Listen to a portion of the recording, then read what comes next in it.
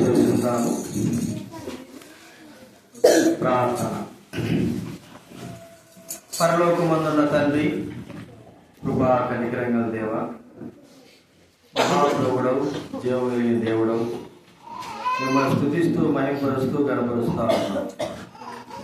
ఈరోజు semi Christmas meeting సందర్భంగా ఈ గృహంలో చేరి మీ రాజ్య సువార్త ప్రేమ కలిగిన మీ పుట్టుక గురించి అనేకులకు ప్రకటించేటువంటి బాధ్యతలు అవకాశమును మాకు ఇచ్చినందుకు మీకు కృతజ్ఞతాస్తుతులు చెల్లిస్తా ఉన్నాను. మీ మాటలు దయచేయండి, మీ స్మరణ కృప చేయనాయన, మీ చిత్త నెరవేర్చాల్సి మనం చేస్తుంటున్నాం. కనికరించండి. ప్రేమ నమ్మకమైన మా పరలోకమందున తండ్రి, పాటల ద్వారా మిమ్మల్ని స్తుతించి మహిమపరచడం, జీవవాక్యం ద్వారా కూడా మీరు మాట్లాడవలసి మనవి చేస్తూ, వినగల చెవి, గ్రహించగల మనస్సు, జీవితంలో అనుగ్రహించండి. ప్రభువా, మీరు ఎందుకు ఈ లోకానికి వచ్చారో ఆ సత్యము ప్రజలందరూ కూడా గుర్తించుటకు అనుగ్రహించవలసి మనవి చేస్తున్నాం. కనికరించండి. కృతజ్ఞతాపూర్వకంగా స్తుతులు చెల్లిస్తూ యేసు ప్రభు నామమున ప్రార్థించి అడిగి వేడుచున్నాం తండ్రి.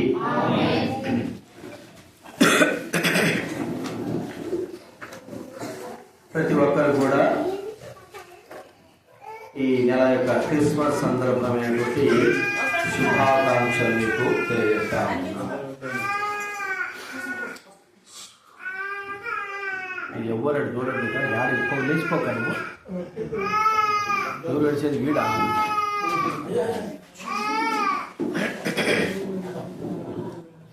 దేవుడి వాక్యంలో నుండి మత్తయి రాసిన సువార్త 1వ అధ్యాయం. మత్తయి రాసినటువంటి సువార్త 1వ అధ్యాయము 21వ వచనం మనం అందరం కూడా కలిసి చదువుకుందా.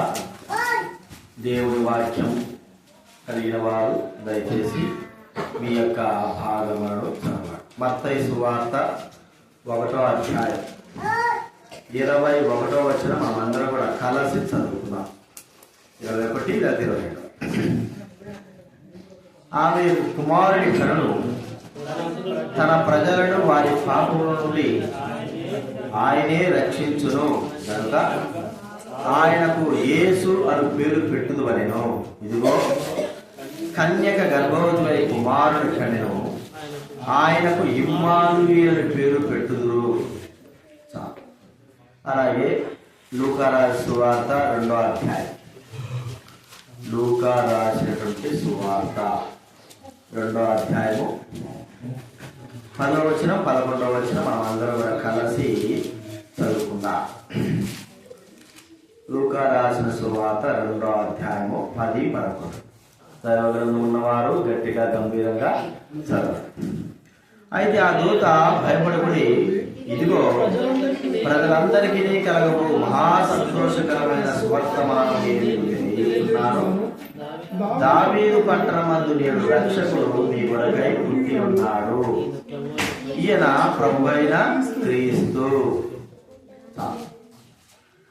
దావీదు పట్టణమందు యేసుక్రీస్తు వారి యొక్క జన్మ ప్రియమైన వాళ్ళ 2020 సంవత్సరాల కిందట ప్రభువైన యేసుక్రీస్తు వారు ఈ లోకంలో యెరూషలేము అనేటువంటి దేశంలో బెత్లెహేము అనేటువంటి గ్రామంలో జన్మించారు. మనం అనుకోవచ్చు, ఎందుకు ఆ దేశంలో జన్మించాలి, ఆ గ్రామంలో జన్మించాలంటే ఆయన ముందుగా ప్రవచింపబడ్డాడు. ఆ దేశంలో జన్మించాలా, ఆ గ్రామంలో జన్మించాలని ముందుగానే ప్రవచనాత్మకమైనటువంటి ఆయన గురించి వ్రాయబడినది కాబట్టి ఆయన జన్మిస్తూ వచ్చాడు. ప్రియమైన వాళ్ళ మరి ఆయన కన్యక గర్భాన జన్మించాడేమిటి అంటే ఆ మాట కూడా దేవుడు మొదటనే ప్రభువైన యేసుక్రీస్తు వారి యొక్క జన్మ రహస్యముల గురించి చెప్తారు. ఇదిగో కన్యక గర్భవతి కుమారుని కలను ఆయనకు ఇమ్మానుయేలు లేకపోతే యేసు అనే పేరు పెడతారని ముందుగానే కొన్ని 700 సంవత్సరాల కిందట యేసు ప్రభు జన్మించక మునిపే ఆయన గురించి చెప్పబడింది. అసలు యేసుక్రీస్తు వారు ఎందుకు ఈ లోకానికి వచ్చాడు, దేని నిమిత్తమై ఆయన ఈ లోకంలో జన్మించాడు, ఆయన రావడానికి గల కారణం ఏమిటి, జన్మించడానికి గల కారణం ఏమిటి, ఆ ప్రభువైన యేసుక్రీస్తు వారు మరణించడానికి గల కారణం ఏమిటి, తిరిగి లేవడానికి, మరణమును జయించి తిరిగి లేవడానికి గల కారణం ఏమిటి? బైబిల్ గ్రంథంలో మనం చూస్తే యేసుక్రీస్తు రావడానికి ఒక గొప్ప బలమైన కారణం ఏంటంటే, ముందుగానే ఆయన రాకను గురించి, ప్రజలైన వారిని గురించి చెప్పబడిన మాట మనకు ఇక్కడ చెప్పబడతా. చూడండి, మత్తయి సువార్త 4వ అధ్యాయం 16వ వచనం. మత్తయి సువార్త 4వ అధ్యాయము 16వ వచనం. దయచేసి నేను చదువుతాను వినండి. మత్తయి సువార్త 4:16.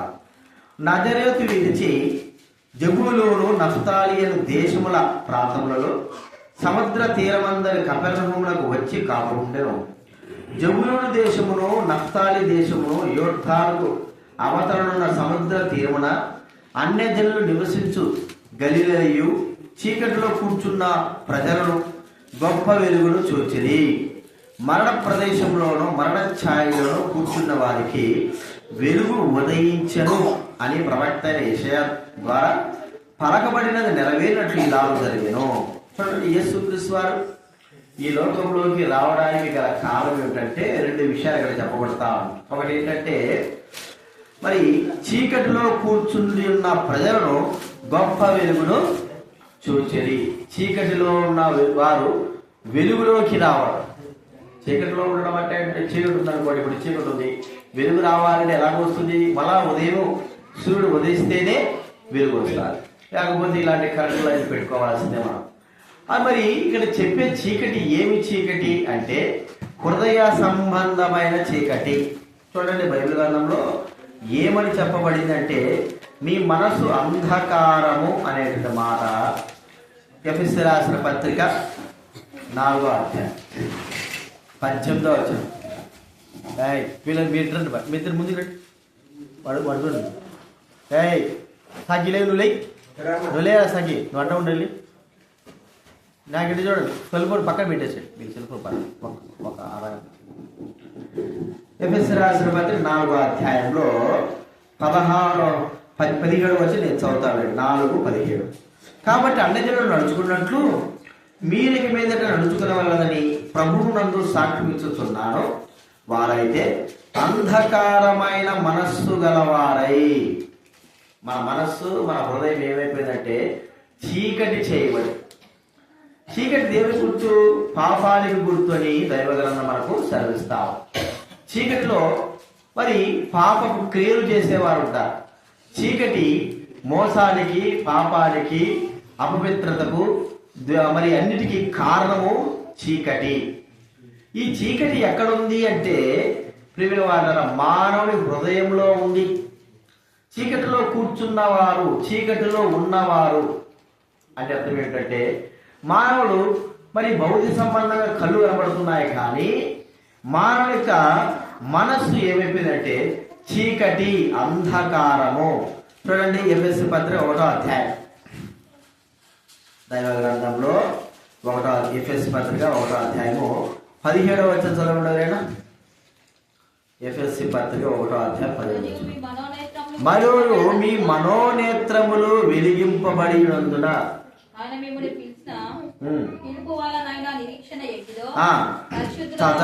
మీ మనోనేత్రములు వెలిగింపబడినందున. ఇంకా ఏమంటాడు చూడండి, ఎఫెసీ 2 కొరింథీ 4వ అధ్యాయము 4వ వచనం. 2 కొరింథీ 4వ అధ్యాయం 4వ వచనం. దేవుని వాక్యంలో 2 కొరింథీ 4వ అధ్యాయం 4వ వచనంలో, దేవుని స్వరూపి అయిన క్రీస్తు మహిమను కనబరుచు సువార్త ప్రకాశము ఈ యుగ సంబంధమైన దేవత కలగజేసును, అంధకారంలోని వెలుగు ప్రకాశించును. అంధకారంలోని వెలుగు ఈ యుగ సంబంధమైన మరి ఆ దేవత అవిశ్వాసైన వారి మనోనేత్రములకు, సాతాను మరి అవిశ్వాసైన మనోనేత్రాలకు ఏం చేశాడు? గుడ్డితనము. హృదయం గుడ్డిదైపోయి కదండి. హృదయం గుడ్డిది కాబట్టే పైన కళ్ళు కనపడడం కాదు, కానీ ఈ హృదయం యొక్క గుడ్డితనము చేత మానవుడు ఈ లోకంలో ఏం చేస్తున్నాడో అర్థం కాని పరిస్థితి. ఒక మాట చెప్పుకోవాలంటే, తాను పాపపు క్రియలు బహు విరివిగా, బహు విస్తరించినట్లుగా చేస్తా ఉంటున్నాడు.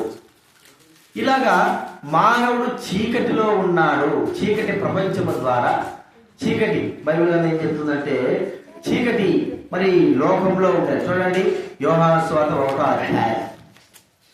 యోహాను సువార్త 1వ అధ్యాయము 5వ వచనం నేను చూద్దామండి.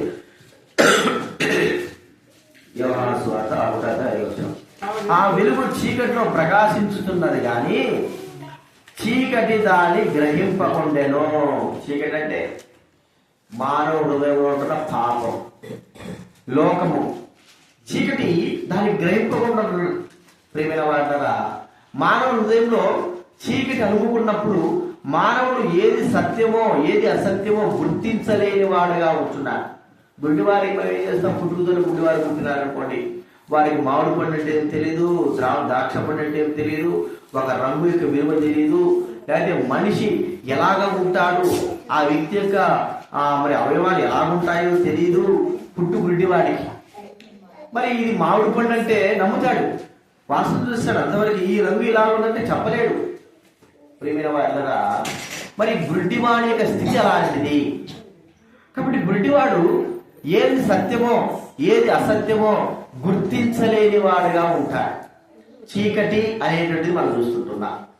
హృదయంలో ఉన్న చీకటి కలిగిన ప్రపంచంలో ఉన్న ప్రజలైన వారు గ్రహింపు లేక ప్రియమైన వారుగా వారు పాపములో నడుస్తూ ఉంటున్నారు. పాపము వారి జీవితంలో ప్రధాన స్థానముగా ఉండి వారిని చీకటి వారిగా చేసి వారి హృదయానికి చీకటి మరి ఉంచి వారి హృదయంలో చీకటి ఉంచి వారు చీకటి యొక్క మార్గములో వెళ్ళేటట్లుగా, చీకటి ప్రపంచంలో నడిచేటట్లుగా, చీకటి ప్రపంచంలో ఏమైతే జరుగుతాయో అలాగ వారు ప్రవర్తించడానికి కొరకై ఈ పాపము మానవ హృదయాన్ని మరి చీకటిలో ఉంచుతూ ఉంది. ప్రియమైన వాళ్ళని ఒకసారి గుర్తించు, మన హృదయము చీకటి అయిపోయింది. హృదయము మన మనసు అంధకారం అయిపోయింది. మన జీవితము చీకటిలో ఉంటుంది. ఈ లోక సంబంధమైన చీకటి కాదండి, మరి హృదయ సంబంధమైన చీకటి. దీని అంధకారం ఉండడం ద్వారా మానవుడు దేవుని చెంతకు చేరలేకపోతున్నారు, దేవుని దగ్గరకు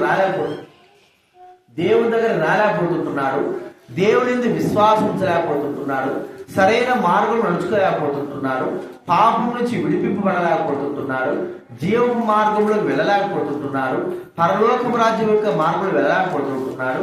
అసలైన ప్రాముఖ్యమైన విషయం ఏమిటంటే దేవుణ్ణి చూడలేకపోవడము. బైబిల్ గ్రంథంలో ఉంది, హృదయ శుద్ధి గల వారు ధన్యులు, వారు దేవుని చూచేదారు. అదే హృదయ శుద్ధి అంటే పరిశుద్ధత లేకుండా. చూడండి, హెబ్రీ పత్రిక 12వ అధ్యాయం, హెబ్రీ పత్రిక 12వ అధ్యాయం 14వ వచనం చదవండి. హెబ్రీ పత్రిక 12వ అధ్యాయం 14వ వచనం. కలిగి ఉండుటకు ప్రయత్నించుడి, పరిశుద్ధత లేకుండా. ఎంత చక్కని మాట అండి. పరిశుద్ధత లేకుండా ఎవడు కూడా పరిశుద్ధ దేవుణ్ణి చూడలేడు. దానికి కారణం ఏమిటి? చీకటి. ఒక వ్యక్తి గుడ్డి వ్యక్తి కళ్ళు కనబడలేకపోతున్నాయనుకో, స్పష్టంగా ఎదుటిన్న వ్యక్తిని చూడలేకపోతున్నాడు, అక్షరాలు చదవలేకపోతున్నాడు, గుర్తుపట్టలేడు. స్వరం గుర్తుపడతాడు కానీ చూడలేడు. ప్రియమైన వాళ్ళ, అలాంటిది మనసు హృదయము చీకటి ఉంటే మానవుడు దేవుణ్ణి ఎలాగ చూడగలడు? ప్రియమైన వాళ్ళ, ఈ చీకటి ఎప్పుడైతే మానవుడు హృదయంలో నుంచి తొలగిపోతుందో, ఈ చీకటి స్థానంలో ఎప్పుడైతే వెలుగు వస్తుందో, చీకటి ప్రపంచంలోకి వెలుగు ఎప్పుడైతే వస్తుందో అప్పుడు తేటగా కనబడేదిగా మనం చూస్తూ ఉంటున్నాం. తేటగా అంటే చూచి తేటగా కనబడి గ్రహింపు కలిగిన వారంగా ఉంటాం. ప్రియమైన వాళ్ళగా, లోకంలో ప్రభువైన యేసుక్రీస్తు వారు జన్మించింది ఎందుకంటే మానవుడు నిజ సత్యము తెలుసుకోవాలి. హృదయంలో పాపం ఉందని, పాపం ద్వారా మానవుడు చీకట్లో ఉన్నాడని, చీకటి ప్రపంచం ద్వారా మానవుడు తను నడిచేటువంటి మార్గము చీకట్లో ఉందని, మరి ఆ చీకటి కలిగినటువంటి వ్యక్తి మరి తను వెళుతున్న మార్గం అంతా కూడా మరి ముళ్ళ కంపని లేకపోతే మరణపు లోయని గుర్తించి ఆ చీకటిలో నుండి మానవుడు వెలుగులోకి రావడానికి కొరకై ఈ లోకంలోకి యేసుక్రీస్తు వారు వచ్చాడు. బైబిల్ గ్రంథంలో ఉంది. ఎఫెసీ పత్రిక చూడండి, ఎఫెసీ పత్రిక 2వ అధ్యాయం ఎఫ్ఎస్సి పత్రిక 5వ అధ్యాయం 8వ వచనం. 5వ అధ్యాయం 8వ వచనం. మీరు పూర్వమందు చీకటి అయి ఉంటిరి, ఇప్పుడైతే ప్రభునందు ఏమై ఉంటున్నారండి? వెలుగై ఉన్నారు. పూర్వమందు ఏమై ఉన్నారు? చీకటి. అంటే పూర్వం ఎలా ఉంటున్నామంటే ఏమి గ్రహింపు లేని వారంగా ఉంటున్నాం. ప్రియమైన వారులారా, లోకము ఏమి కూడా అర్థం కాని పరిస్థితి, పాపం అంటే కూడా అర్థం కాని పరిస్థితి, దాని ద్వారా వచ్చేటువంటి మరి శిక్ష కూడా అర్థం కాని పరిస్థితి, జీవితము పాడు చేయబడిన వారంగా ఉంటున్నాం, చీకటిలో ఉంటున్నాం. ప్రియమైన వారులారా, ఒకసారి మనం గుర్తిస్తే ఒక వ్యక్తిని చీకటిలో బంధించారనుకోండి, 1 సంవత్సరం బంధిస్తే ఆ వ్యక్తి యొక్క కళ్ళు చీకటికి అలవాటు పడిపోతాయి. తాను బయటికి రాగానే ఆ వెలుగును చూడలేడు, ఆ వెలుగును చూడే శక్తి తన కళ్ళకు ఉండదు. తాను చీకటిలోకి వెళ్ళాలని ఆలోచిస్తూ ఉంటాడు. ఎందుకంటే చీకటి చూడక ఎన్నో దినాలు అయిపోయాయి. ఆ చీకటి ప్రపంచం ద్వారా తను ఎంతో నష్టపడ్డాడు. ఒక్కసారిగా వెలుగు ప్రకాశిస్తే తన ప్రియమైన వారు ఆ వెలుగును చూడలేడు. కాబట్టి ఇప్పుడు మనం గుర్తించాల్సింది ఏంటంటే, మన హృదయంలో చీకటి ఉంది. చీకటి ద్వారా పాపము, ఈ పాపము మానవుని గుడ్డితనము చేసి దేవుని యొక్క క్రియలను దేవుడు చూడలేని వాడుగా చేస్తా ఉంది. ప్రియమైన వారులారా, ఈ లోకంలోకి వచ్చింది ఎందుకంటే యేసుక్రీస్తు వారు మనుషుల హృదయంలో ఉన్న చీకటి, మనుషుల హృదయంలో పాపము తీసివేయడానికి కొరకై వచ్చి మానవుని నిజమైన వెలుగులోకి నడిపించడానికి వచ్చాడు. గుడ్డివాడిని నడిపించాలంటే గుడ్డివాడు వాడికి దారి చూపిస్తే ఏమవుతుంది చెప్పండి? గుడ్డివారు ఇద్దరు కూడా గుంటలు పడతారు. అయితే గుడ్డివాడిని నడిపించడానికి మరి ఒక వ్యక్తి మంచి చూసే వ్యక్తి ఆ వ్యక్తిని పట్టుకొని సరైన దారి నడిపిస్తే గుడ్డివాడైన వ్యక్తి సరిగా నడిచేవాడుగా ఉంటాడు. ప్రియమైన వారులారా, ఈ లోకంలో మనం ఉంటున్నాం. ఈ పాపం అనే చీకటి మనుషుల హృదయాన్ని ఆవరించి మనుషుల జీవితాన్ని మరి చీకటిగా మరి అది చేసి ఉంటున్నది. మానవుడు ఎలా ఉంటున్నాడంటే చీకటి ప్రపంచంలో ఉంటున్నాడు. తద్వారా మానవుడు ఆ మార్గము ఏ స్థలానికి వెళ్తుంది? చీకటి యొక్క మార్గం అంటే మరణపు మార్గంలోకి, మరి నిత్యం నరకపు మార్గంలోకి మానవుడి యొక్క చీకటి మార్గం వెళ్తా ఉంది. కాబట్టి ఒక వ్యక్తి గుడ్డివాడు వెళ్తా ఉంటే గుంటలో పడతాడని ఎవరైనా చూసిన వెంటనే గుడ్డివాడిని పట్టుకుంటారు. ఇది దారి కాదు, ఇక్కడ కాదు, ఇలాగ కాదు, మీరు వెళ్ళాల్సింది సరైన దారి ఇది అని మనం చూపిస్తాం. అలాగే ప్రభువైన యేసుక్రీస్తు వారు ఈ లోకంలోకి వచ్చి మానవులందరూ కూడా నిత్యపు రాజ్యంలో ప్రవేశించడానికి కొరకై యేసుక్రీస్తు వారు జీవపు వాక్యాన్ని మనకు అనుగ్రహించారు.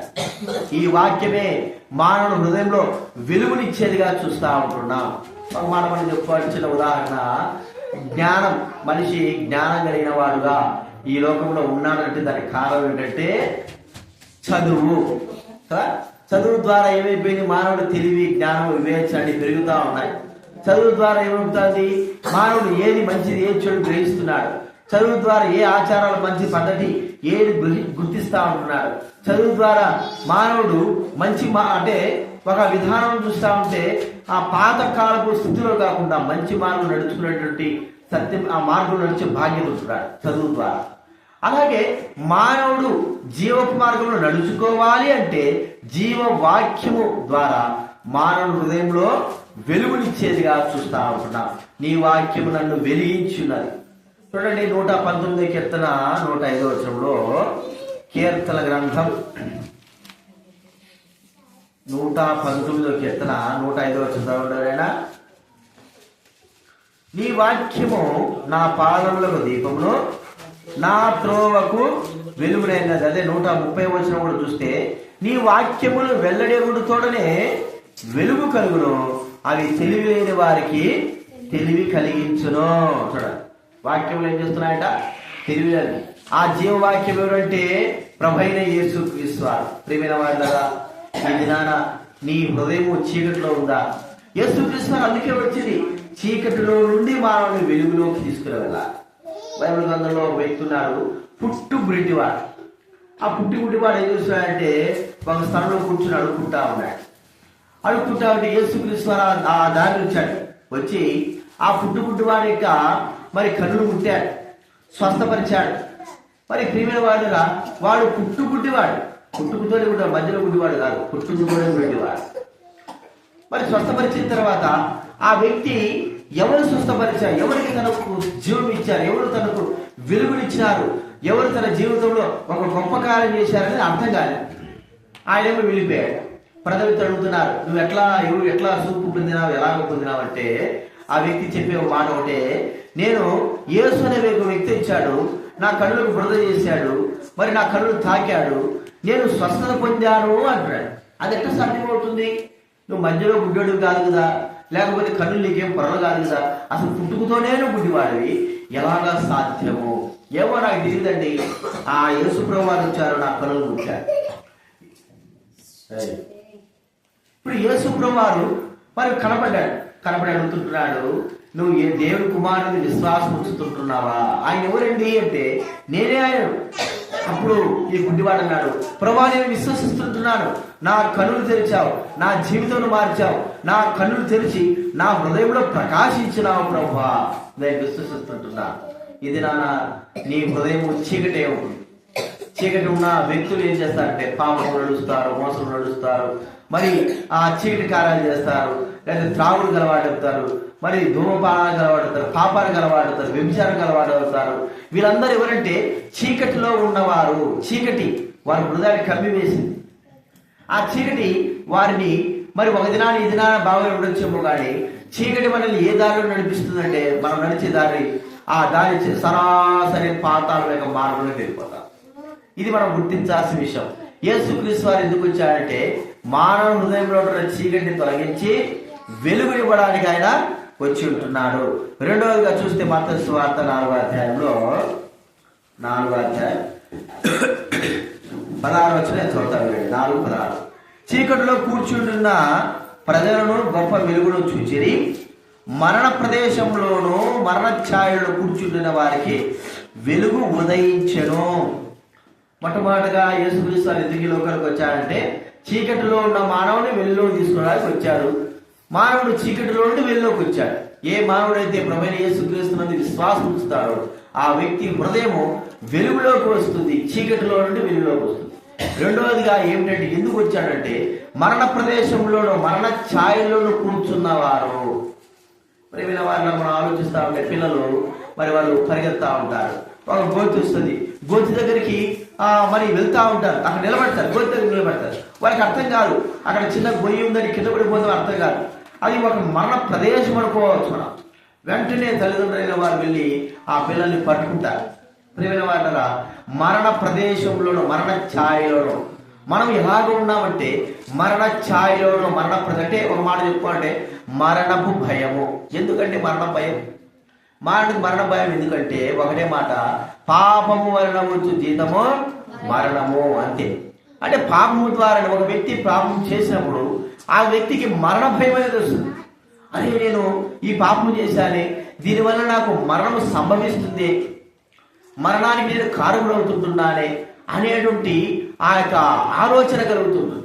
ప్రియమైన వాళ్ళ మరణ భయం, బైబిల్ గ్రంథంలో ఈ మరణ భయం రావడానికి గల కారణము మన మూల పితరుడు ఆదాం. ఆయన ఏం చేశాడంటే దేవుడు మొట్టమొదటిగా ఆదాంను సూచిస్తే దేవుడు చెప్పాడు, మీరు ఈ యొక్క మంచి చెడ్డలను తెలివించే వృక్షఫలాన్ని తినద్దు, తింటే మీరు ఏమవుతారంటే చచ్చిపోతారు అని చెప్పాడు. అయితే దేవుడి మాట వినుకోకుండా వారు ఆ వృక్ష ఫలాన్ని తిన్నారు. తినిన వెంటనే వారిలో భయం వచ్చేసింది. ఈ భయము దేని గుర్తు కంటే మరణానికి గుర్తు. ప్రియమైన వారు వారు అప్పుడైతే తిన్నారో వారు మరణపు భయములోకి వచ్చేసారు. మరణం అంటే భయపడిన వాడు ఎవడు కూడా లేదు. మరణం ఎదురుగా నిలబడినప్పుడు మరణమును జయించిన వ్యక్తి ఎవరు లేదు. మరణము అంత బలశాలి, ఎంత ఈ లోకం ఎంతో బలవంతుడు, 500 కిలోల బలవంతుడు ఎత్తినవాడైనా సరే మరణానికి లొంగాల్సిందే. మరణం పిలిచినప్పుడు మరి రావాల్సిందే. అది మరణానికి ఉంటున్న ఫలం. ప్రియమైన వారు దాని ద్వారా సకల ప్రజలైన వారు భయపడుతున్నారు. ప్రియమైన వారు ఈ మరణానికి ఏ మానవుడు భయపడాల్సిన అవసరం లేదు. మానవుడు భయపడాల్సింది దేనికంటే పాపపు మరణానికి. పాపపు మరణం అంటే ఏమిటంటే నరకము. ఇది మరణం, ఇది ఎలాంటిదంటే మనం మరణం రుచి చూడరు అన్నట్టుగా అంటే దినదినము మన జీవితంలో పాపాన్ని బట్టి మన ఆత్మ, మన జీవము మరణంలోకి ప్రవేశించేదిగా, మరి బాధను అనుభవించేదిగా చూస్తా ఉంటున్నాం. ప్రియమైన వాళ్ళు ఎవరైనా మరి గొప్ప ప్రమాదం పడ్డాడు అనుకోండి, ఏమంటాడు అంటే నేను మరణము రుచి చూసిన అంత మరణం స్థితిలోకి వెళ్ళిపోయినాను అంటాడు. ప్రియమైన వారులారా, నిజమైన మరణము, రెండవ మరణం ఏంటంటే పాపం వల్ల వచ్చే వ్యక్తి. పాపం ఎవరైతే చేస్తారో ఆ వ్యక్తి యొక్క హృదయము, ఆ వ్యక్తి యొక్క ఆత్మ, ఆ వ్యక్తి యొక్క మనస్సు, ఆ వ్యక్తి నిత్యపు నరకంలోకి త్రోయబడము. ఈ మరణము నుండి విడిపించడానికి వచ్చాడు. ఎవరు విడిపిస్తారు? ప్రతి ఒక్కరు కూడా పాపానికి లోనైనారు కదా, ప్రతి ఒక్కరు పాపానికి దగ్గరైనారు కదా, ప్రతి ఒక్కరు పాపములో నడుస్తున్నారు కదా. మరి ఎవరు ఒకరికొకరు ఎలా సాయం చేయగలరు? ఎవరైనా ప్రమాదం ఉంటే ప్రమాదం కలిగిన వాడు ఇతరులను రక్షించలేడు. ఇతరులే ప్రమాదం లేనివాడే ప్రమాదం కలిగిన వాడిని రక్షించాలి. ప్రియమైన వారు, సర్వలోక ప్రజలు మరణం అనేటువంటి ప్రమాదంలో ఉంటున్నారు. తెలియనటువంటి స్థితి. మానవుడు పాపం ద్వారా వచ్చే జీవితం మరణమని తెలియక తన జీవితము మరణపు మార్గములు నడిపించుకుంటా ఉంటున్నాడు. చివరికి మానవుడి స్థితి ఎలా ఉందంటే నిత్యపు నరకంలోకి వెళ్ళిపోతాడు. ఒకసారి ఆలోచించు, ఇక్కడ కూర్చున్న మనము, వింటున్న మనము, నీ జీవం ఎలా ఉంటుంది? బైబిల్ గ్రంథంలో ఒక వ్యక్తి ఉన్నాడు. ఆ వ్యక్తి తన యొక్క జీవితము మరణపు మార్గం నడిపించుకున్నాడు, మరణంలోకి వెళ్ళిపోయినాడు. ధనవంతుడైనటువంటి వ్యక్తి మరణంలోకి వెళ్ళిపోయినాడు. అక్కడ మరి అగ్ని జ్వాలలతో కాలుతాడు. ఎందుకు ఈ స్థితిలోకి నువ్వు వచ్చావు అంటే, నేను నా మనసు మార్చుకోలేదు, నా హృదయంలో ఉన్న పాపములు తీసివేసుకోలేదు, నా జీవితం మార్చుకోలేదు, పాపములో, మోసములో, మరి ఈ లోకములో, త్రాగుడులో, ఈ లోకంలో తిరుగుతూ ఉంటున్నాను. చివరికి నా గతి ఏమైందంటే మరణంలోకి. ప్రియమైన వారులారా, ఆ రెండో మరణంలోకి వెళ్ళక మునుపు, ఈ యొక్క మొదటి మరణమునకు రాక మునుపు మనము చేయాల్సింది ఏమిటి? చూడండి, రెండో మరణంలోకి వెళ్ళే సమయంలోకి మరి మనము మార్చుకోవచ్చు, అనగా మరణంలోకి జీవులోకి దాటవచ్చు. ఎలా ఇది సాధ్యం అంటే, మొదటి మరణం, భౌతికమైన మరణం పొందక మునిపే మనకు అవకాశం ఉంది. దైవ గ్రంథంలో ఒక మాట ఉంది, కీర్తన గ్రంథం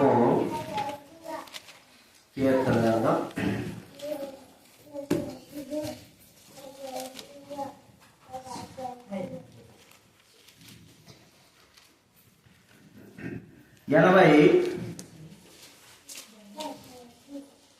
అధ్యాయం 48వ వచ్చి చదవండి. కీర్తన గ్రంథం 89:48.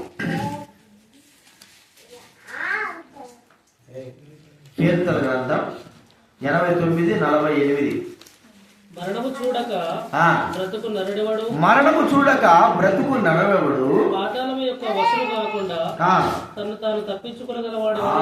రెండు విషయాలకి మనకు చాలా చక్కటి ఉదాహరణలు. మరణం చూడకోకుండా బ్రతికే నరుడు ఎవరు కూడా లేరు. అంటే డేవిడ్గా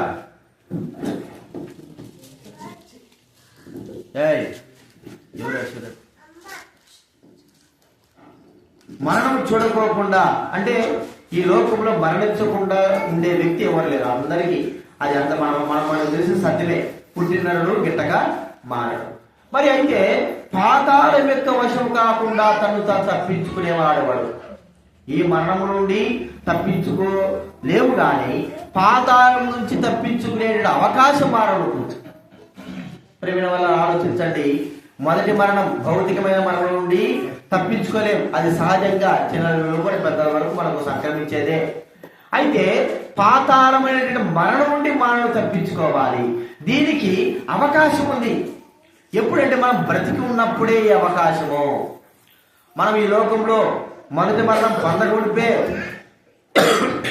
ఆ పాతాళం యొక్క వశంలో కాకోకుండా మనం తప్పించుకోగలం. ఎలాగ ఇది సాధ్యము? ఎలాగ తప్పించుకోగలం? ఆ పాతాళానికి వెళ్ళకోకుండా, పాతాళానికి వెళ్ళేటువంటి మార్గమును అనుసరించుకోకుండా ఉంటే మనము నిత్య జీవంలో మార్గంలో వెళ్తాం. ప్రియమైన వారులారా, పాతాళంలోకి వెళ్ళలేకపోవడం ఎట్లా? పాతాళం ఏం చెప్తుంది బైబిల్ గ్రంథము? ఏ వ్యక్తి అయితే పాపం చేస్తాడో ఆ వ్యక్తిని పాతాళము పట్టుకుంటుంది. చూడండి, యోబు గ్రంథము 25:19 చదవండి. 24:19. యోబు గ్రంథం 24వ అధ్యాయం 10వ వచనం. అనాసక్తి చేతను ఆ, ఉష్ణము చేతను మంచినీళ్ళు ఏగ- మంచినీళ్ళు ఎగసిపోవునట్లు పాతాళం పాపం చేసిన వారిని పట్టుకొనును. చక్క మాట చూడండి. పాతాళం ఎవరు పట్టుకుంటుందంటండి? పాపము చేసిన వారిని. ప్రియమైన వారలారా, ఇప్పుడు ఈ పాతాళం పాపం చేసిన వారిని పట్టుకుంటుంది కాబట్టి పాపం నుండి మనం విడుదల పొందించే చాలు పాతాళంలో చేరాలి. ఇదే సూత్రం. అర్థమైందేమో. పాపము చేసిన వారిని పాపం పట్టుకుంటుంది కాబట్టి, పాతాళం పట్టుకుంటుంది కాబట్టి మరి మనము పాపము నుండి విడుదల పొందితే మన పాతాళం మనం పట్టుకోదు కదా. కాబట్టి మొదటి మరణం మనం తప్పించుకోవాల్సిన అవసరం లేదు. అది భౌతికంగా అందరికి సంక్రమించేదే, పెద్దల వరకు పిల్లల వరకు. అయితే ఈ రెండవ మరణం అనేటువంటి నరకం నుంచి తప్పించుకునే, పాతాళం నుంచి తప్పించుకునే అవకాశం దేవుడు ఇచ్చాడు. ఏమిటి? ఎందుకు పాతాళం మనుషులు పట్టుకుంటుందంటే పాపము చేసేవారిని పట్టుకుంటుంది. పాపము ఉన్నవారిని, ఏ వ్యక్తి జీవితంలో పాపం ఉంటుందో ఆ వ్యక్తిని పాతాళము పట్టుకుంటుంది. ఇప్పుడు ఆ పాపమే మానవులోంచి తొలగిపోతే ఇప్పుడు మానవుడు పాతాళానికి వెళ్లాల్సిన అవసరం లేదు. ఎలాగ మానవుడు మన పాపం నుంచి తొలగించుకోగలడు? ప్రియమైన వాళ్ళరా, మన పాప క్రియలన్నీ మరి పరిశుద్ధ క్రియలన్నీ, నీతి క్రియలన్నీ మురికి పేరుగలవు. ఒక మాట చెప్పుకోవాలంటే మనం బట్టలు ఉతుక్కోగలము, మన శరీరం స్నానం చేసుకోగలము, ఇల్లు నీటిని శుభ్రం చేసుకోగలము. కానీ మన హృదయాన్ని మనం శుభ్రం చేసుకోలేము. మన హృదయం ఎలా ఉందంటే దోషములతో, మరి అపరాధములతో, అన్నిటితో, మురికితో ఉంది. ఒక మాట చెప్పుకోవాలంటే ఘోరమైన వ్యాధితో ఉంది ఈ హృదయం. మనకు అందరికీ హృదయం ఉంది. అయితే ఈ హృదయము చెడిపోయి ఉన్నది. ఈ హృదయము పాపము అనే దాంతో చెడిపోయి ఉన్నది. మనకు బాగా తెలుసు, శరీరంలో మరి త్రాగుడుకు అలవాటు పడిన వారు, మరి గంజాయికి అలవాటు పడిన వారు, లేకపోతే ఏదైనా పాపానికి విచారానికి అలవాటు పడిన వారు ఏమవుతుందంటే శరీరంలో అవయవాలు చెడిపోతాయి కదా. ఊపిరితిత్తులు చెడిపోతాయి, కాలేయం చెడిపోతుంది, గుండె చెడిపోతుంది, కిడ్నీ చెడిపోతాయి, అన్ని చెడిపోతాయి. ఒక మాట చెప్పండి, వీడి శరీరంలో అవయవాలను కూడా చెడిపోయినాయి అంటాం. అలాగే పాపము అనేది మన హృదయంలో ఉన్నంత వరకు మన జీవితము, మన ఆత్మ, మన హృదయము చెడిపోయి ఉంటాయి. మరి ఎలాగ సాధ్యమైంది? దీన్ని ఎలాగా మనం తీసివేసుకోగలం? చూడండి, మన శరీరానికి అంటుకున్నటువంటి ఈ యొక్క రోగమును తీసుకోవడానికి ఒక వ్యక్తి డాక్టర్ దగ్గరికి మనం వెళ్తాం. ఎంబీబీఎస్ డాక్టర్ దగ్గరికి వెళ్ళి, అయ్యా నాకు ఇది రోగం ఉంది, ఇది తీసి అంటే అబ్బాయి ఏం చేస్తారు? మందులు రాసిస్తాడు అంతే. షిప్ లో మందులు రాశారు. ఆ మందులు వాడుకుంటే మనం ఏమైపోతుంటే స్వస్థపరచబడతాం. మరి పాపపు రోగం పోవాలంటే ఎవరి దగ్గరికి వెళ్ళాలి అంటే పాపములు తీసివేసేటువంటి అధికారం కలిగిన వ్యక్తి దగ్గరికే పోవాలి. పాపం తీసే అధికారం ఎవరికి భూలోకంలో? కేవలము యేసుక్రీస్తుకు తప్ప ఇంకెవరికి లేదు. యేసుక్రీస్తు వారు అన్నాడు, పాపములను క్షమించుటకు నాకు అధికారం ఉంది, మనుష్య కుమారునికి అధికారం ఉంది. ఇక ఏ మానవుడికి లేదండి. ఇప్పుడు మనము మన హృదయంలో ఉంటున్న పాపమును తొలగించుకోవడానికి కొరకై వెళ్ళవలసిన వ్యక్తి ఎవరంటే యేసు ప్రభువారు. మరి ఈయన ఎలాగా రిసిప్ట్లు రాసిస్తాడా? లేదా ఎలాగ ఆయన పాపమును క్షమిస్తాడు? ఎలాగ మన యొక్క హృదయ రోగాన్ని బాగు చేస్తాడు అంటే ఆయన మన హృదయ రోగమును బాగు చేయడానికి కొరకై ఒక విలువైనటువంటి మందును ఈ లోకంలో మానవునికి అనుగ్రహించాడు. అది ఔషధం ఏంటంటే యేసు ప్రభు వారి రక్తము. ప్రియమైన వాళ్ళరా, ఇది ఎలాగ చేశాడంటే ఇది మనకు అర్థం కాకపోయేటొచ్చేమో కానీ బైబిల్ చెప్పే మాట ఏంటంటే మన రోగాన్ని, మన భారాన్ని, మన యొక్క అతిక్రమాలని, మన వ్యసనాలన్నిటిని కూడా యేసు ప్రభు వారి ఈ లోకంలోకి వచ్చి మన పాప భారములు తన పైన వేసుకొని పాపము శిక్ష అనుభవించి మన పాపానికి వచ్చేటువంటి శిక్ష తానే అనుభవించి చనిపోయి సమాధి చేయబడి తిరిగి లేచి మృత్యుంజయుడే వచ్చాడు. ఇప్పుడు చేసేటువంటి ఆ కార్యం ఏమిటి అంటే ఆయన ఎందుకు విశ్వాసం ఉంచిన వారు డాక్టర్ గారికి వెళ్తే ఎందుకు వెళ్తాం మనము? విశ్వాసంతో ఈ వ్యక్తి మనకు మంచిగా మందులు రాసేసి బాగా ఈ వ్యక్తి దగ్గర వెళ్తే బాగా అయిపోతాము. మరి మన పాపం పోవాలంటే యేసుక్రీస్తు దగ్గరికే పోవాలి. ఇక వేరే వ్యక్తి దగ్గర పోవడానికి వీలు. ఒకవేళ వెళ్ళామే అనుకో మంచి వారి దగ్గరికి, ఆ వ్యక్తులు కూడా పాపంలో ఉన్నవారే, వారు మనకి ఏమీ సాయం చేయలేదు. డబ్బు ఇస్తారు, అది ఇస్తారేమో కానీ మన పాపం నుంచి మనం విడిపించలేదు. అయితే యేసుక్రీస్తు వారు ఈ లోకంలో జన్మించింది పాపం నుంచి విడిపించడానికి వచ్చాడు. తన రక్తంలో కాల్చి మన పాపం నుండి మనం విడిపించాడు. చూడండి, ప్రకటన గ్రంథం 1వ అధ్యాయం, ప్రకటన గ్రంథం 1వ అధ్యాయం 6వ వచనం. ప్రకటన గ్రంథం 1:6. మనలను ప్రేమించుచు రక్తం వలన మన పాపముల నుండి తన రక్తము వలన మన పాపముల నుండి మనలను విడిపించిన వానికి మహిమయు చాలు చాలు. తన రక్తము వలన మన పాపముల నుండి మనల్ని ఏం చేశాడు? ఆయన విడిపించాడు.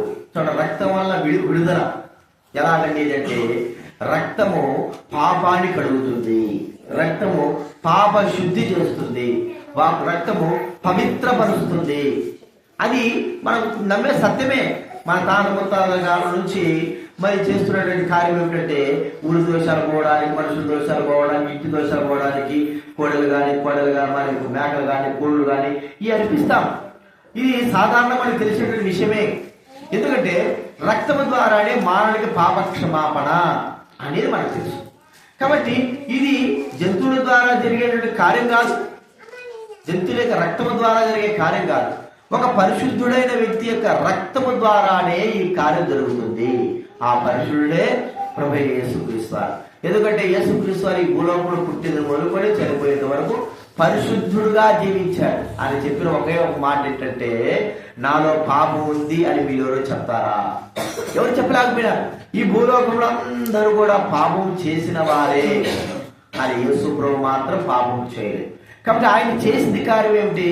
ఆయన మనకు చేసిన ఉపకారం ఏంటంటే మన పాపాలు భరించి మన పాప శిక్షణ వహించుకొని చనిపోయి సమాజంలో తిరిగి లేచాడు. ఇప్పుడు సజీవుడు ఉన్నాడు. ఇప్పుడు పాప భీతిని మానవుల నుండి పూర్తిగా తీసివేసే ఒక అవకాశం మానవుడికి ఇచ్చాడు. ఈ పాపం మానవుడు నుంచి పోకపోతే పాపం మానవుని పాతాలు పట్టుకుంటుంది. కాబట్టి పాపం నుంచి విడిపించే అవకాశం ఏంటంటే యేసు ప్రభువునందు విశ్వాసం. ప్రియమైన వాళ్ళరా, ఇది ఎలా ఉంటుంది? ఇదే గొప్ప బరువైంది కాదు, భారమైంది కాదు. మనము హృదయపూర్వకంగా మన పాపాల కొరకు యేసుక్రీస్తు ఈ లోకానికి వచ్చాడని, మన పాపాల నిమిత్తమే ఆయన చనిపోయి సమాజంలో తిరిగిలేచాడని, మన పాపాల నిమిత్తమే ఆ యేసుక్రీస్తు తన రక్తం కాల్చాడని హృదయములో నమ్మితే చాలు. ఈ నమ్మకమే నీ జీవితాన్ని పూర్తిగా మారుస్తుంది. ప్రియమైన వాళ్ళరా, నీ పాపం నుంచి విడుదల పొందుతావు. పరిపూర్ణంగా నీ పాపలు కడిగి పవిత్రపరచబడతాయి.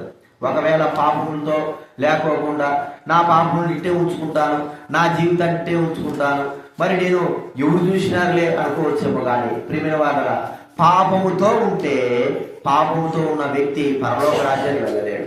పాపముతో ఉన్న వ్యక్తి పాతాళానికి వెళ్తాడు. చదువుకున్నాం కదా, పాతాళం ఏం చేస్తుంది? మనిషిని పట్టుకుంటుంది. పాపము చేసిన వారిని, మనిషిని కాదు. ఏ వ్యక్తి అయితే పాపం ఉంటుందో ఆ వ్యక్తిని పట్టుకొని బంధించి పాతాళంలో వేసి మరి ఆ వ్యక్తి యొక్క ఆత్మ వేడితో బాధపడేదిగా మనం చూస్తా ఉంటున్నాం. దానికి కారణం పాపమే. ప్రియమైన వాళ్ళరా, ఈ పాపం తీసివేయడానికే యేసుక్రీస్తు వారు వచ్చాడు. కాబట్టి ఒకసారి గుర్తించుకో, నీ హృదయం పాపం. ఇంకా ఏం చెప్తున్నాడు? మరణం భయము కదండి. మరణ ఛాయలో కూర్చున్నవారు. ఎప్పుడైతే పాపము మన హృదయంలో పోతుందో మనకు మరణ భయము కూడా పోతుంది. చూడండి, హెబ్రీ పత్రిక 2వ అధ్యాయం, హెబ్రీలకు రాసిన పత్రిక 2వ అధ్యాయం 14 చదవండి. 14 హెబ్రీ రాసిన పత్రిక 2వ అధ్యాయం 14. కాబట్టి ఆ పిల్లలు రక్త మాంసములు గలవారైనందున ఆ ప్రకారమే మరణం యొక్క బలం గలవాని, అనగా అపవాదిని మరణము ద్వారా నశింపజేయడమును, జీవితకాలమంతయు మరణ భయము చేత దాస్యములకు లోబడిన వారిని విడిపించుటకును ఆయన రక్త మాంసంలో పాలివాడాయను. చూడండి, జీవితకాలం అంతా కూడా మరణ భయము చేత మరి ఉన్న వారిని విడిపించడానికి వచ్చేటువంటి వ్యక్తి. ప్రియమైన వారి యేసుక్రీస్తు వారి జన్మ మనం గుర్తిస్తే ఈ 2 విషయాలు మరి మొట్టమొదటిగా ఏం చూసుకొచ్చామంటే మానవుడు ఎట్లుంటున్నాడు? చీకటిలో ఉన్నాడు, చీకటిలో నుండి వెలుగులో తీసుకొచ్చాడు. రెండవదిగా మానవుడు ఎక్కడ ఉంటాడంటే మరణ ప్రదేశంలోనూ మరణ ఛాయలోనూ జీవిస్తున్నటువంటి వ్యక్తిగా ఉంటున్నాడు. చివరిగా ఇంకొక మాట మనం చూసుకుంటే మానవుడు ఎక్కడ ఉంటున్నాడంటే చూడండి, మత్తయి లూకాసు వార్త 2వ అధ్యాయం. మానవుడికి యేసుక్రీస్తు వారు ఎందుకు ఈ లోకాల్లోకి వచ్చాడు అన్నదానికి మనం ఆలోచిస్తే 1వ అధ్యాయము 75వ వచనం. 75వ వచనం నేను చదువుతా, లాస్ట్ చదువుతా చూడండి. ఆయన సన్నిధిని పరిశుద్ధముగాను నీతిగాను ఆయన సేవింపను అనుగ్రహించుటకు ఈ రక్షణ కలుగజేసెను. 2వ అధ్యాయంలో కూడా 32వ వచనంలో కూడా అన్ని జనులు బయలుపరచగను వెలుగుగాను నీ ప్రజలైన ఇశ్రాయేలుకు మహిమగాను నీవు సకల ప్రజలకు సిద్ధపరిచిన నీ రక్షణ నేను కన్నులారా చూచితిని. మానవునికి ఎందుకు ఈ లోకంలోకి యేసుక్రీస్తు వచ్చాడంటే రక్షణ, మానవునికి రక్షణ ఇవ్వడానికి, ఒక భద్రత. ఒక ఎమ్మెల్యే కానీ పెద్ద అధికారి కానీ ఆ వ్యక్తి బయటికి వెళ్తే మరి ఎస్కార్ట్స్ ఉంటారు, బాడీ గార్డ్స్ ఉంటారు. వారు ఆ ముందు నలుగురు వెనక నలుగురు ఉంటారు, చుట్టుపక్కల పోలీసులు ఉంటారు. ఎందుకంటే ఆ అధికారికి మరి ప్రాణ రక్షణ కొరకై నియమింపబడిన వారుగా మనం చూస్తాం. అయితే మనకు దేనికి రక్షణ, దేని నిమిత్తమై మనకు రక్షణ అని మనం ఆలోచిస్తే అపవాది సాతాను నుండి మనం రక్షించడానికి ఈ లోకానికి వచ్చాడు. ప్రేమవార్తరా, సాతాను అనేటువంటి వ్యక్తి, అపవాదుల వ్యక్తి, దేవుని విరోధి. ఈ విరోధి ఏం చేస్తున్నాడంటే సర్వలోక ప్రజలందరూ కూడా దేవుడికి విరోధంగా మారుస్తా ఉంటున్నాడు. విరోధంగా మార్చి మానవుని తమంతకు తామే నిత్య శిక్షకు కారకులుగా చేసేటట్టుగా చేస్తా ఉంటారు. ఒక దుష్టుడు ఏం చేస్తాడు, మంచివాడిని కూడా చెడగొడతాడు. దుష్టుడి యొక్క పని ఏమిటంటే దుష్టత్వం, మంచివాడిని చెడగొట్టడమే వాడి పని.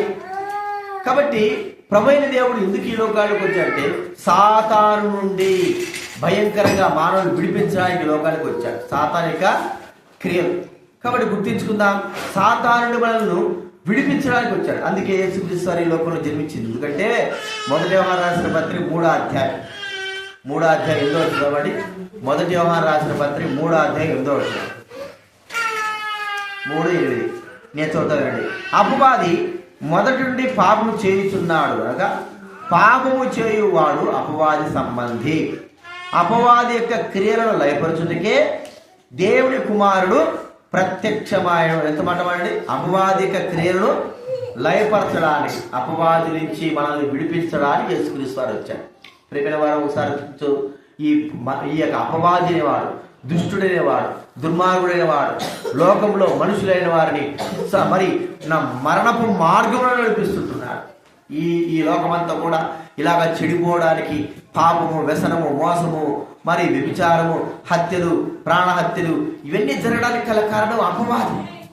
వాడు ఈ లోకంలో మనుషుల్ని ప్రేరేపించి మనుషుల్ని మరి నాశనపు మార్గంలో నడిపిస్తూ ఉంటున్నాడు. ప్రియమైన వాళ్ళరా, యేసుక్రీస్తు వారు అపవాదిక క్రియల నుండి మనం విడిపించడానికి వచ్చినటువంటి వ్యక్తి. కాబట్టి ఎందుకంటే అపవాదిని జయించిన వ్యక్తి భూలోకంలో ఎవడు కూడా లేడు. ఎందుకంటే మనుషులమైన మనము అపవాదిని జయించలేము, మనుషులమైన మనము అపవాది యొక్క శక్తికి నిలవలేము. దేవుడి శక్తి మనకు ఉంటేనే కానీ మనము నిలిచి ఉండలేము. కాబట్టి ప్రభువైన యేసుక్రీస్తు వారు అపవాదిక క్రియలను లయపరచడానికి ఈ లోకాల్లోకి వచ్చింటారు. నీ కొరకు, నా కొరకు. ప్రియమైన వారినరా, చీకటిలో నిన్ను వెలుగులో తీసుకురావడానికి, మరణ ప్రదేశంలో మరణ ఛాయలో ఉన్న నిన్ను మరి జీవంలోకి తీసుకురావడానికి, నీలో ఉన్న పాపమును ఎత్తివేయడానికి కొరకై, మరి అపవాది యొక్క మరి హస్తములలో పడుకోకుండా, నిత్య మరి మరణంలో ప్రవేశించుకోకుండా ప్రభువైన దేవుడు మనల్ని ఏం చేస్తున్నాడంటే రక్షించడానికి వచ్చినాడు. ఇంకా ఎన్నో విషయాలు మనం చూస్తే ఆయన పాపులను రక్షించడానికి క్రీస్తు యేసు ఈ లోకానికి వచ్చాడు. నిత్య జీవం ఇవ్వడానికి వచ్చాడు. జీవమును మానవునికి అనుగ్రహించడానికి వచ్చాడు. వాళ్ళరా, ఒకసారి గుర్తించు, నీ హృదయం ఎలాగుంది? చీకటితో ఉందా? పాప మరణంలో భయంలో ఉంటున్నావా? అపవాదిక క్రియలతో ఉంటున్నావా? జ్ఞాపకం చేసుకో, నీ జీవితమును విడిపించడానికి యేసుక్రీస్తు వారు ఈ లోకంలోకి వచ్చాడు. ఇప్పుడు నీవు నేను చేయాల్సిన కార్యం ఏంటంటే, ప్రభువా నేను పాపిని, నా పాపములు క్షమించు, నా హృదయంలోకి రండి, నా జీవితం మార్చండి. నీవు ఎప్పుడైతే అడుగుతావో మొట్టమొదటిగా నీ హృదయంలో చీకటి పోతుంది, తర్వాత నీలో ఉంటున్న ప్రాణభయం పోతుంది, నీలో ఉంటున్న పాపమంతా కూడా మరి పోతుంది, కడిగివేయబడుతుంది. అంత మాత్రం కాదు, అపవాదిని జయించేది ఆ జీవితం నీకు అనుగ్రహించబడుతుంది. దీనికి అంతటి కారణము యేసు ప్రభువారి రక్తము, నీ విశ్వాసము. నీ విశ్వాసం ఉంచితే యేసు ప్రభువారు నిన్ను క్షమిస్తాడు, నీ పాపం నుంచి విడిపిస్తాడు. ప్రభువా నేను పాపిని అడిగితే చాలు ఈ గొప్ప కార్యం చేస్తాడు. నేను కూడా 26 సంవత్సరాల క్రిందట నా జీవితాన్ని ప్రభువుకు అర్పించాను. చీకటిలో ఉంటున్నాను, చీకటి క్రియలు, చీకటి పాప క్రియలు చేస్తూ వచ్చాను. మరణ భయం. ఎవరైనా చనిపోతే అయ్యో నేను చనిపోతానే, తర్వాత నాకు నరకం ఉందే మరణ భయం. ప్రియమైన వారు, నన్ను అనేకమైన పాపము మార్గంలో సాతానుడు నడిపించాడు. అయితే నేను ఒకే ఒక మాట చెప్పాను ప్రభు దగ్గర, ప్రభువా నేను పాపిని, నా పాపాలు క్షమించండి. నేను 26 సంవత్సరాల క్రిందట అడిగాను, నన్ను క్షమించాడు, నా పాపాలు క్షమించాడు, చీకటిని ఉంటున్న నా హృదయంలోకి వెలుగునిచ్చాడు, మరి మరణ భయం తొలగించాడు, పాపం నుంచి విడుదల పొందించాడు, ఆయన రక్తం చేత నన్ను కడిగి పవిత్రపరిచాడు, పరిశుద్ధుడిగా చేశాడు, అపవాది నుండి నన్ను దూరపరిచి నన్ను రక్షిస్తా ఉంటున్నాడు. ప్రియమైన వాళ్ళరా, ఈ రాత్రికాల సమయంలో ప్రభునితో మాట్లాడుతున్నాడు. నీవు ఇంకా పాపంలో ఉంటున్నావా? ఇంకా మరి చీకటిలో ఉంటున్నావా? ఇంకా మరణమైనటువంటి పాపంలో జీవిస్తానే ఉంటున్నావా? సాతాను యొక్క హస్తాలతో ఉంటున్నావా? ఇవన్నీ కూడా మనకి ఏం చేస్తాయంటే చివరికి మనల్ని నిత్య నరకంలో తీసుకువెళ్తాయి. బైబిల్ గ్రంథంలో ధనవంతుడైన వాడు తన ఇష్ట ప్రకారంగా జీవించి, తన హృదయానుసారంగా జీవించి, పాపమును పోగొట్టుకోకుండా, చీకటిని పోగొట్టుకోకుండా, మరణం అనే భయంలో ఉండి చివరికి తన ఇష్ట ప్రకారంగా జీవించినందుకు తనకుంటున్నటువంటి నిత్య శిక్ష ఏమిటంటే మరణము, నిత్య నరకము. ఏమైనా బాగుపడ్డా తన డబ్బు ద్వారా, తన లోకంలో ఉన్నటువంటి మరి ఆ సంతోషం ద్వారా, ఎంజాయ్ ద్వారా ఏమైనా బాగుపడ్డంటే ఏమే. తాను త్రాగుడు కానీ, ధూమపానం కానీ, వ్యభిచారం కానీ, మోసాలు కానీ అలవాటు పడి ఎంతో నష్టపడ్డాడు. చివరికి తనకు కలిగింది ఏంటంటే నిత్య నరకము. దాని నుంచి తప్పించుకోలేకపోయాడు. ఇప్పటికీ ఇంకెప్పటికి కూడా ఆ వ్యక్తి పాతాళంలో బాధపడుతూనే ఉంటాడు. అయితే ఒక దరిద్రుడైన వాడు లాజరు అనే వ్యక్తి యేసు ప్రభువుని విశ్వాసం ఇచ్చాడు. డబ్బు లేదు, ఏమీ లేదు, అందం లేదు, లేదా ఆరోగ్యం లేదు, లేకపోతే ఏమీ లేదు, కానీ విశ్వాసం మాత్రం ఉంచాడు. ప్రభువా నేను పాపిని, నా పాపమును క్షమించు అని ఆయన తన హృదయంలో వేడుకున్నప్పుడు తనలో నుండి చీకటి పోయింది, మరణ భయం పోయింది. ప్రియమైన వాడు సాతాను తన నుంచి విడిచిపోయాడు. చివరికి తనకు కూడా ఒక దినాన మామూలుగా ఈ భూలోక సంబంధమైన మరణం వచ్చింది. అయితే పాతాళం తను పట్టుకోలేదు, ఎందుకంటే తనలో పాపం లేదు కాబట్టి తను నిత్య జీవంలో వెళ్ళిపోయాడు. ప్రియమైన వాళ్ళరా, అక్కడ ఇప్పుడు ఎట్లున్నాడంటే సంతోషంతో, ఆనందముతో జీవిస్తా ఉంటున్నాడు. ఒక్కసారి ఆలోచించు, ఇక్కడికి వచ్చిన నీవే కానీ, దైవవాక్యం ఉంటున్నా కానీ, నీ హృదయం యొక్క పాపం గురించి నువ్వు ఏం ఆలోచిస్తున్నావు? నీ హృదయం యొక్క పాపం గురించి నీ యొక్క ఆలోచన ఏమిటి? నీ యొక్క స్థితిగతి ఏమిటి? ఏమని నువ్వు ఆలోచిస్తున్నావు? ఈ హృదయ పాపము ఒక దినాన్ని పట్టుకుంటే ఎవరిని విడిచిపెట్టదు. మనం అనుకుంటాము యేసుప్రభు నరకంలో దోస్తాడు. యేసుప్రభు దోషది కాదు, మన పాపమే మనం పట్టుకుంటుంది, మన పాపం మనల్ని తీసుకుని వెళ్తుంది, మన పాపం మనల్ని నిత్య నరకంలోకి తీసుకుని వెళ్తుంది. ఈ పాపం నుంచి విడిపించడానికి వచ్చాడు యేసుప్రభు. మనం ఇప్పుడు ఆ పాపం నుంచి మరి ఆ నిత్య మరణం నుంచి మరి తప్పిపడతామంటే ఈ భూలోకంలో మనం మరణించకూడిపే మనకు సమయం ఉన్నప్పుడే, ఈ సమయం ఇప్పుడే ప్రభువైన యేసుని విశ్వాసం ఉంచాలి. మనం చూసుకుందాం అంటే మనం ఎప్పుడు వస్తా మనకు తెలియదు, తర్వాత మనం ఈ లోకంలో ఉంటామో తెలియదు. ఈ లోకం విడవకూడిపే మన ప్రభువైన యేసుని విశ్వాసం. 2 విషయాలు మనం గుర్తించుకోవాల్సిందంటే విశ్వాసము. ప్రభువైన యేసు ఈ లోకానికి వచ్చాడు, మన పాపాల కొరకు చనిపోయాడు, సమాజపడి తిరిగి లేచాడని నువ్వు నమ్మితే చాలు, నీ హృదయంలో మరి పరిశుద్ధత పరచబడతావు, నిత్య రక్షణ పొందుతావు. ఒకవేళ వద్దనుకుంటే ప్రభు ఏమి నేను బలవంతం చేయడు, మరి నువ్వు బలవంతంగా చేయడు. హృదయపూర్వకంగా నీవు గ్రహించి, నీ పాపము నుంచి గ్రహించి నువ్వు వేడుకుంటే క్షమిస్తాడు. కాబట్టి ఆ ప్రభువైన యేసుని విశ్వాసం ఉంచు, నీవు రక్షింపబడతావు. అందుకే యేసుక్రీస్తు ఈ లోకానికి వచ్చాడని ప్రభువు నామముకు మనం చేస్తుంటున్నాం. మీ నిమిత్తం మేము ప్రార్థన చేస్తాం. దయచేసి ఇక్కడ కూర్చున్న వారు, వింటున్న వారు ఒకసారి గుర్తించుకోనండి. పాపముల విషయమై అందరు ఇక్కడ వినాలి, అందరు ఇక్కడ చూడాలి. కళ్ళు మూసుకోవాలి. మీ పాపముల గురించి ఏమని ఆలోచిస్తూ ఉంటున్నా? ఒక దినాన్ని పాపములు గుర్తించుకో, నీకు బాగానే ఉండొచ్చు. ఈ దినాన చివరికి ఎక్కడ తీసుకువెళ్తాయంటే నిత్య నరకానికి తీసుకువెళ్తాయి. దేవుడేం చేయడు, మన పాపాలే తీసుకువెళ్తాయి. మన పాపాలు మనం వెంట వచ్చి మన పాపము ఉన్న స్థలము నరకంలో మనం తోసుకొని వెళ్తాయి. ఎందుకంటే పాపమును బతుకున్నప్పుడు మనం విడిపించుకోలేదు, పాపం నుంచి విడుదల పొందలేదు. కాబట్టి అవి మనల్ని తీసుకుని వెళ్ళి నిత్య నరకంలో తోసేస్తాయి. ఆ పాపం నుంచి విడిపించడానికి వచ్చాడు యేసుక్రీస్తు. ఒక గొప్ప కార్యం చేశాడు. ఆయన ఈ కార్యం చేస్తేనే మనకు రక్షణ, మారుమనసు వచ్చేది. ఆయన చేయకపోతే మనము కూడా నిత్య నరకంలో వెళ్ళాల్సిందే. అయితే ఇప్పుడు ప్రభు అవకాశం ఇచ్చాడు మన పాపములు క్షమించడానికి. కడిగి పవిత్రపరచుకోవడానికి ఒక గొప్ప పరిశుద్ధపరచుకోవడానికి ఒక గొప్ప అవకాశం ఏమిటంటే విశ్వాసము. ప్రభువా నేను పాపిని, ప్రభువా నా పాపములు క్షమించు, నా హృదయంలోకి రండి, నా జీవితం మార్చండి అని నువ్వు ఎప్పుడైతే అడుగుతావో యేసుక్రీస్తు వారిని క్షమిస్తాడు. ప్రియమైన వాళ్ళ సమయం పొడించుకోకు. ఈ దినానికి నీ హృదయం గుడ్డితనం అయిపోయింది, నీ మనసు గుడ్డితనం అయిపోయింది, ఏమి ఆలోచించలేని వాడుగా ఉంటున్నావు. ఒక దినాన నువ్వు ఆలోచించినా నీవు ప్రభువా నన్ను క్షమించి అడిగిన ఫలితము లేకుండా పోతుంది. మరి నరకంలో ఉన్న ధనవంతుడు మరి నన్ను రక్షించు, నాకు సహాయం చేయి అని అడుగుతా ఉంటే ఫలితం లేకుండా పోయింది. సమయం పోయింది. సమయం ఉన్నప్పుడే మనము మొదటి మరణం అంటే ఈ లోకంలో ఉనిపే పాతాళం నుంచి విడిపించుకునే మార్గం మనకు దొరికింది. దొరికిన వెంటనే ఆ మార్గాన్ని మనం ఉపయోగించుకోవాలి. మనం చేసే పెద్ద పని ఏం లేదు, కులాలు మతాలు మరి పేరు మార్చుకోవాల్సిన అవసరం లేదు. హృదయంకు సంబంధించింది కాబట్టి హృదయ పవిత్రతను గురించి ప్రభువా నేను పాపిని, నా పాపాలు క్షమించి అడిగితే చాలు, ప్రభు నేను క్షమిస్తాను. ప్రియమైన వారిని ఆలోచించు. పాపం నిన్ను బాగానే ఉంటుంది కానీ ఒక దినాన నేను పట్టుకుని వెళ్తుంది, దాని గురించి విడిపించుకోలేవు. వేదన బాధ ఒక రోజు 2 రోజులు పోయేదైతే ఇంత చెప్పాల్సిన అవసరం లేదు. అది యుగయుగాలు ఉండేది, తరతరాలు ఉండేది, ఇక బయటికి రానేరా. ఏదైనా మోసం దొంగతనం చేస్తే ప్రియమైన వారు ఒక 10 సంవత్సరాలు 20 సంవత్సరాల తర్వాత బయటికి రావచ్చేమో కానీ పాపము విడిపించుకోకపోతే ఈ లోకం విడిచిన తర్వాత నిత్యము మనం నిత్య నరకంలో ఉండాలి. ఇది సత్యము.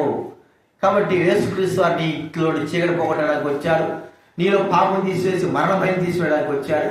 అంత మాత్రం కాకుండా నీకు రక్షణ, సాతాను నుండి నేను రక్షించడానికి ఈ లోకానికి వచ్చాడు. విశ్వసిస్తావా? ప్రభువా నేను పాపిని అంటావా? దేవుడు నీకు క్షమాపణ ఇస్తాడు. నీ జీవితాన్ని మరి కలుమూసుకోవాలి, నీ జీవితాన్ని మారుస్తాడు. ప్రార్థన చేసుకుందాం.